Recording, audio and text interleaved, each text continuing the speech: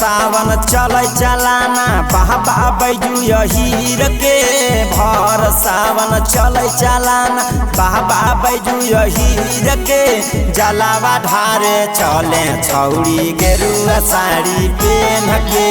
जलावा ढारे चले छौड़ी गेरुआ साड़ी पेन के भर सावन जल ढारबे गेरुआ साड़ी पीन के भर सावन जल ढारबे गेरुआ साड़ी पीन के मिलतै दुल्हवा छौड़ा हमारो पसीन के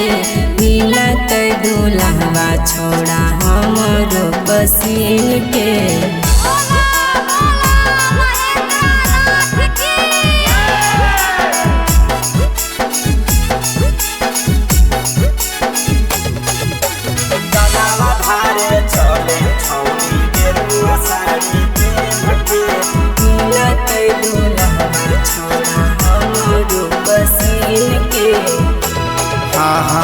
मन से तो पूजा करी है धरी है भाया नामा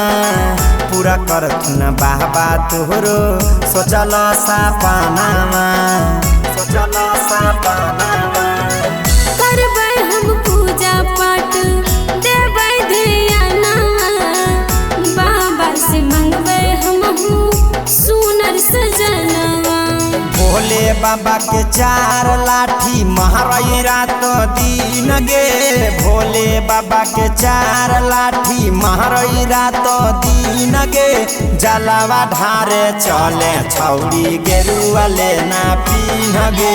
जलावा ढारे चले छौड़ी गेरुआ साड़ी पेन गे।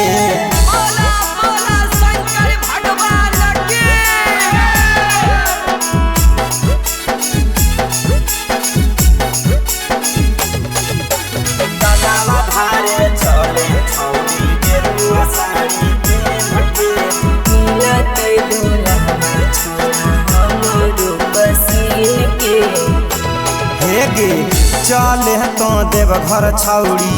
पूरा हो तो सारा धा दे दे थुन बाबा तोहरा मन जोगा मारादा मन जोगा मारादा रंजन के साथ देवघर जाए जरूर रे रंजित नारजी करबै दोनों हाथ जोड़ रे करथुन बाबा कीरा पाछौड़ी अगुआई तो फेन गे करथुन बाबा कीरा पाछौड़ी अगुआई तो फेन गे जलावा ढारे चले छौड़ी गेरुआ साड़ी पेन गे जलावा ढारे चले छौड़ी गेरुआ साड़ी पेन गे।